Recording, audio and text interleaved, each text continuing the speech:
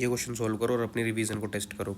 इस क्वेश्चन में गिवन है कि 2 डिफरेंट बैचेज हैं मैथमेटिक्स के लिए, उनमें कुछ पुअर चिल्ड्रंस आते हैं और कुछ रिच चिल्ड्रंस आते हैं। पुअर के लिए फीस अलग है और रिच के लिए फीस अलग है, और आपसे उसने पूछा है कि इसको पहले इन्फॉर्मेशन को एक्स और वाई के टर्म्स में हमें रिप्रेजेंट करना है। तो सबसे पहले हमें पता है कि जो फर्स्ट बैच है, फर्स्ट बैच में पुअर चिल्ड्रंस कितने हैं हमारे, फर्स्ट बैच में हमारे 20 पुअर चिल्ड्रंस हैं, तो मतलब 20, और एक्स एक से फीस लेता है तो 20x, उसके बाद 5 रिच चिल्ड्रंस हैं, वाई उनसे फीस लेता है, और टोटल कलेक्शन कितनी होती है 9000, तो 9000 यहाँ पे आ जाएगा। उसके बाद 5x सेकंड बैच से, क्योंकि 5 पुअर है और x एक से फीस लेता है, और 25 रिच, तो 25 इंटू वाई, क्योंकि y एक से फीस है। टोटल कलेक्शन 26000 है इसकी, तो 26000 से मल्टीप्लाई, वो 26000 इक्वल में आ गया। हमने फर्स्ट क्वेश्चन सोल्व कर दिया अपना।